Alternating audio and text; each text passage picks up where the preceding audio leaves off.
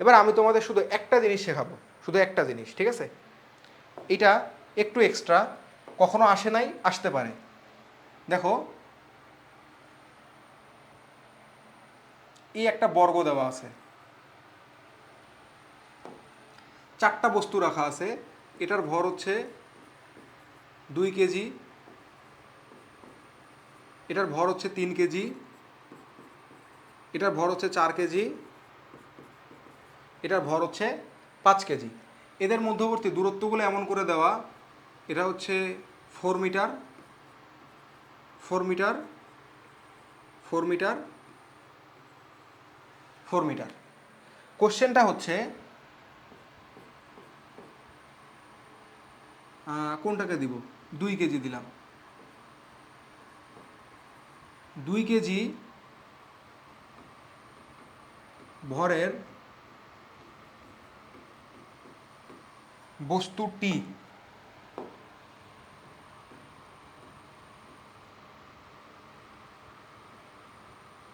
অসীমে প্রেরণ করতে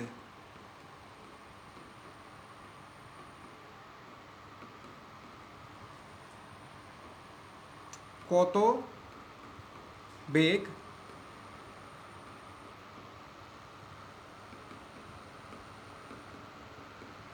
প্রদান করতে হবে? ঠিক আছে, আশা করি হাতের লেখা বোঝা যাচ্ছে। অনেকক্ষণ ধরে ক্লাস নিতেছি, আসলে এনার্জি নাই। ওকে, তাহলে আমি বলছিলাম অসীমে প্রদান করার জন্য যে এনার্জিটা প্রয়োজন হয়, required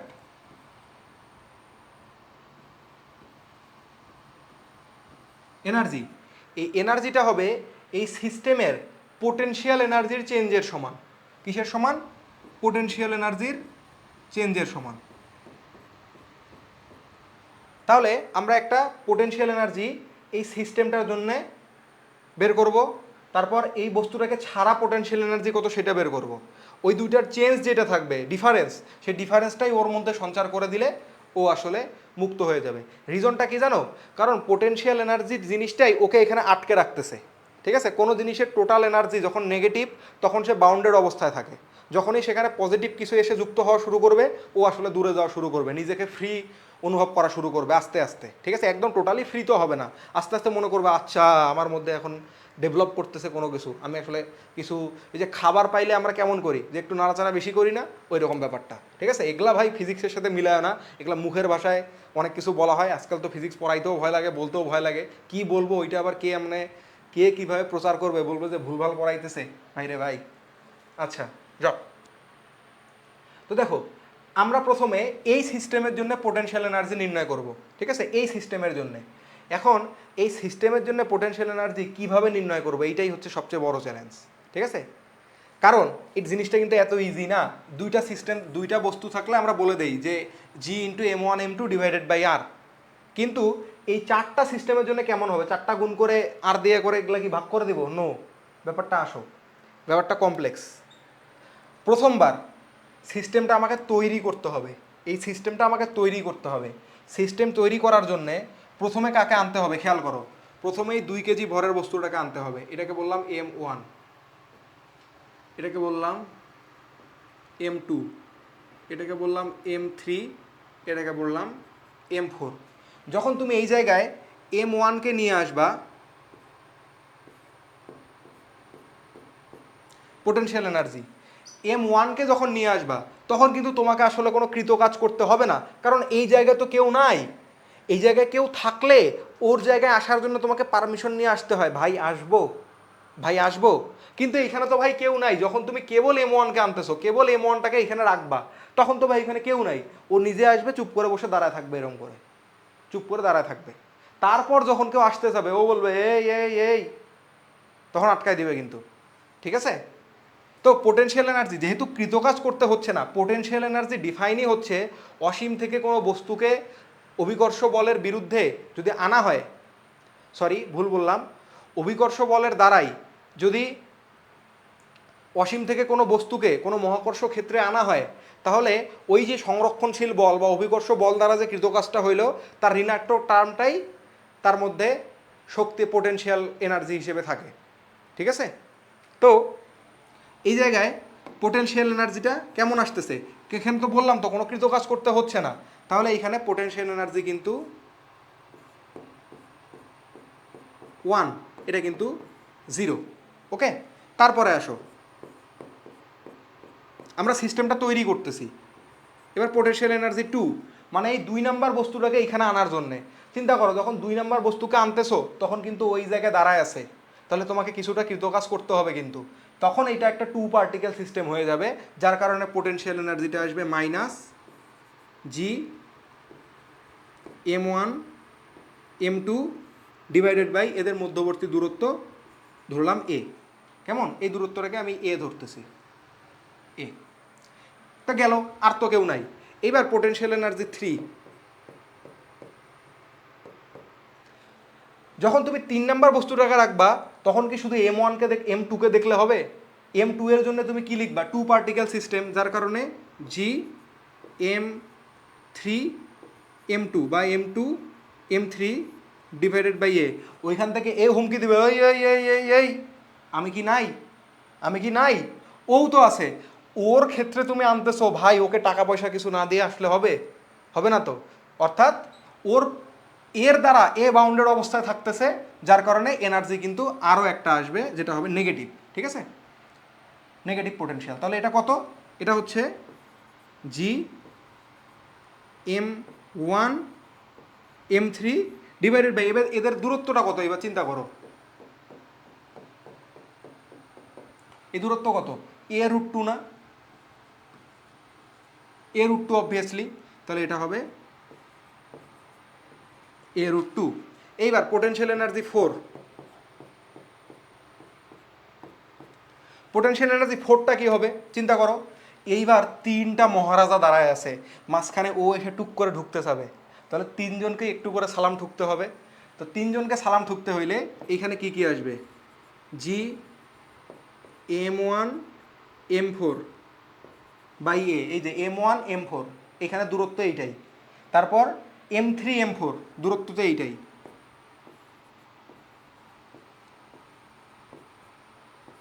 m3 m4 divided by এ। এবার এইটার জন্যে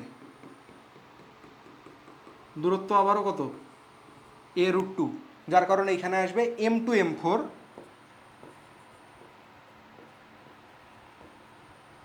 ডিভাইডেড বাই a√2। ক্লিয়ার? এইবার আমি বললাম কি তোমাকে, যে তুমি এই m1 ভরের বস্তুটাকে এইখান থেকে সরাই নিয়ে যাবা। আচ্ছা দাঁড়াও, টোটাল পোটেনশিয়াল এনার্জিটা কত হলো সেটা বের করে নিতে হবে। তাহলে এখন কি ক্যালকুলেশন আমি করব? ক্যালকুলেশন যদি করতেই চাই তাহলে কাহিনী কি করতে হবে জানো? কাহিনী হইতেছে এগুলাকে এখন সব মান বসানো লাগবে, আর কোনো উপায় নেই।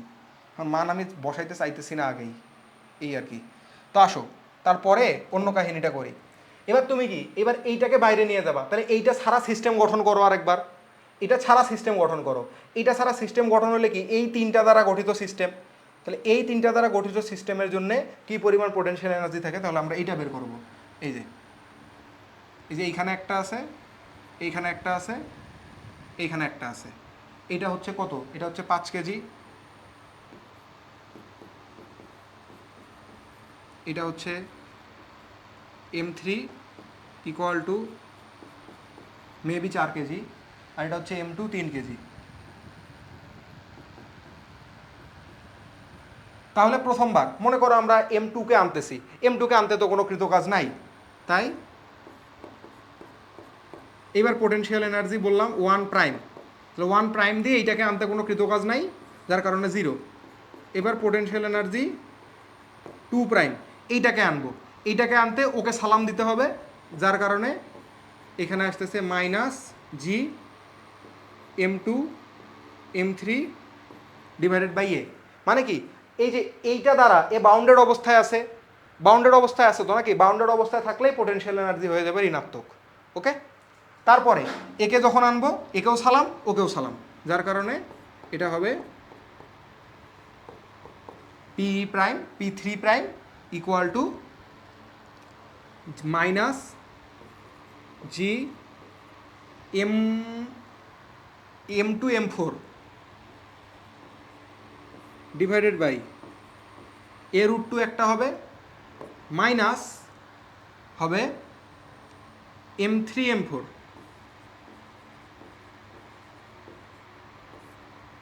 ডিভাইডেড বাই সরাসরি এ। তাহলে এই সবগুলোর যে সমষ্টি এইটাই হচ্ছে total potential energy initial.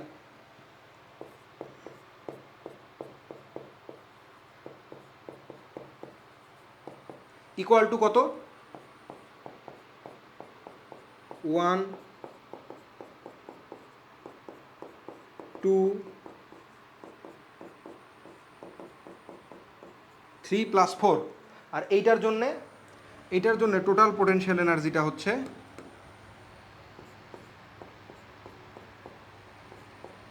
Final equal to হচ্ছে 1 প্রাইম 2 প্রাইম 3 প্রাইম। ওকে, তাহলে এখন চেঞ্জটা আমরা বের করব, এই দুইটার মধ্যে চেঞ্জ কী কী। তাহলে required energy del PE equal to potential energy final minus potential energy initial. এখন ফাইনালের মধ্যে কি কি জিনিস এমন আছে যেটা ইনিশিয়াল থেকে অটোমেটিক বাদ যাবে, ঠিক আছে?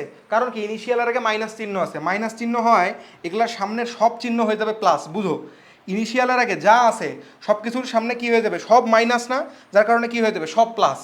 এখন ফাইনালেরটাই আছে মাইনাসগুলা, এই সেম জিনিস এইখানে যারা আছে তারা কাটা চলে যাবে, অবভিয়াসলি কাটা যাবে। তাহলে কি কি হবে খেয়াল করো, এই যে M2M3/A GM2M3/A, এই যে M2M3/A এই জিনিসটা কিন্তু বাদ। এই যে M2M3/A এটাকে আমি হালকা করে মার্ক করে রাখতেছি, এই যে M2M3/A এই যে এই জিনিসটা বাদ যাবে। ওকে, তাহলে বাদ। তারপরে M2M4/A√2 M2M4/A√2, তাহলে এইটা বাদ গেল, এইটা বাদ গেল। মনে রাখি যে কি কি বাদ যাচ্ছে, এই দুইটা বাদ গেল। তারপরে M3M4/A M3M4, এই যে M3M4/A এই যে GM3M4/A বাদ গেল, GM2M4/A√2 বাদ গেল, M2M3/A বাদ গেল। তাহলে থাকলো কি কি, এইটা এইটা আর এইটা। এইটা দেখো, এইটা এইটা আর এইটা থাকলো। কয়টা বাদ গেছে, 1 2 3 4 5 6টার মধ্যে 3টা বাদ গেছে, 3টা আছে। কে কে আছে, মাইনাস GM1M2/A। মাইনাসটা এখন কি হয়ে গেল বললাম না, প্লাস হয়ে যাবে।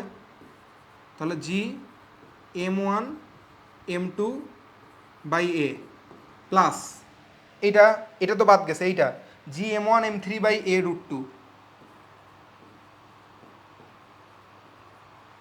M1M3/A√2। তারপরে কে থাকলো, প্রথমটা M1M4/A।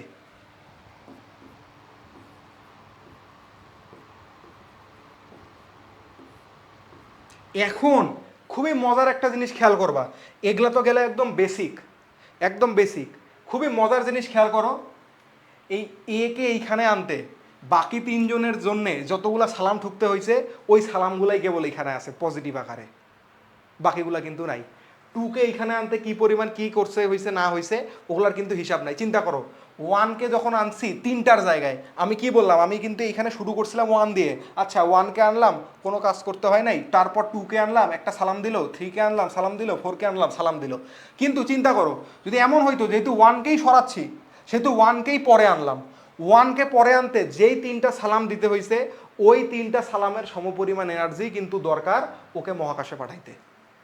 ঠিক আছে, দেখো এইখানে এই যে এই দুইটার জন্য মনে করো 2 এর জায়গায় 1কে আনছো, কি দরকার, M1M2/A। এই যে M1M2/A এইটার জন্যে M1M4/A, এই যে M1M4/A এইটার জন্যে M1M3/A√2 M1M3/A√2। মজা না?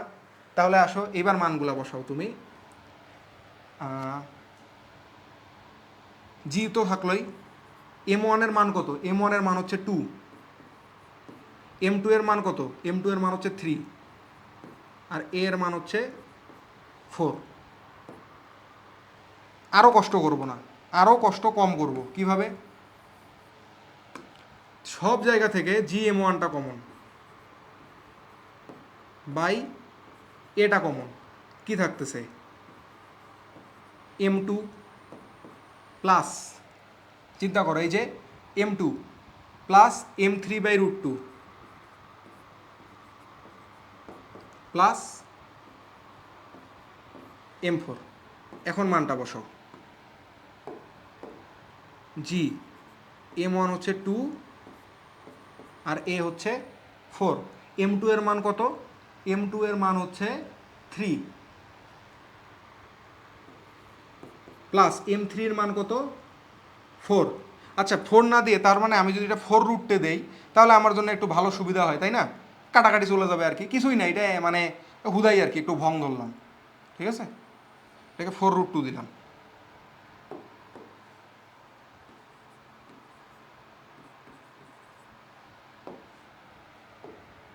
তাহলে M3 এর মানটা 4√2 দিলে এখানে হয়ে যায় 4√2/√2 প্লাস M4 এর মান কত? M4 এর মান হচ্ছে 5। তাহলে এখানে কত আসতেছে? G/2, 3 4 4 3 7 7 5 12। তাহলে এখান থেকে কত আসলো? 6G। আশা করি ক্যালকুলেশন মিসগুলো তোমরা আমাকে ক্ষমা সুন্দর দৃষ্টিতে দেখবা, কারণ বললাম তো অনেকক্ষণ ধরে ক্লাস নিচ্ছি, এখন আর আসলে ওই এনার্জি নাই যে প্রত্যেকটা পুঙ্খানুপুঙ্খ একবারে ক্যালকুলেশনটা আসবে। যাই হোক, তারপরে আমি যতটা সম্ভব অ্যাকুরেসি রাখার চেষ্টা করছি, তারপরে ভুল হলে সরি ভাই, সরি। আসো, এগুলা গেল 6G। তাহলে এইটাই কি রিকোয়ার্ড এনার্জি। এখন আমি কি বললাম, বস্তুটিকে কি পরিমাণ বেগ প্রদান করতে হবে, তাহলে দিয়ে দাও, এই পরিমাণ বেগই দেওয়া লাগবে। তাহলে হাফ, এটা হচ্ছে একদম conclusion, half mv² equal to 6G বা v ইকুয়াল টু 12G 6 দুগুণে 12G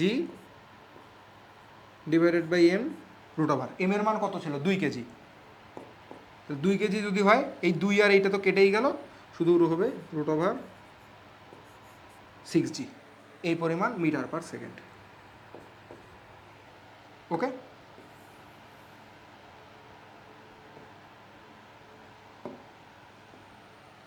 এটা কোথাকার কোশ্চেন জানো? এইবার নটরডেম কলেজে ফার্স্ট ইয়ারের যে ফাইনাল পরীক্ষা হয়, ফাইনাল পরীক্ষায় এই জাতীয় একটা কোশ্চেন আসছিল, ঠিক আছে? ওইখানে মনে হয় বেগ চায় নাই, শুধু গতিশক্তি চাইছিল, আমি শিওর না। আমার এক জুনিয়র আমাকে দিছিল, তাকে ধন্যবাদ এই সুন্দর প্রবলেমটা আমার সামনে আনার জন্যে। আমি ওই জিনিসটা তোমাদেরকে বুঝাই দিলাম যাতে এই জাতীয় অন্য কোনো প্রবলেমই তোমাদেরকে আর ফেস করতে না হয় যদি পরীক্ষায় আসে, ঠিক আছে? যদিও এত কমপ্লেক্স জিনিসে যাবে না, কারণ এইগুলা জানে এমন স্টুডেন্ট বাংলাদেশে খুবই কম, ঠিক আছে? তবুও তোমাদেরকে জানায় রাখলাম, যদি তোমরা উপকৃত হও তাহলে একটু কমেন্টে জানাইও যে ভাইয়া এরকম ভিডিও আমাদের ভালো লাগে, এরকম কিছু প্রবলেমেটিক জিনিস আমাদের সামনে তুলে ধরলে আমরা খুশি হই, ঠিক আছে? তো সবাইকে অনেক অনেক অনেক ধন্যবাদ সাথে থাকার জন্যে।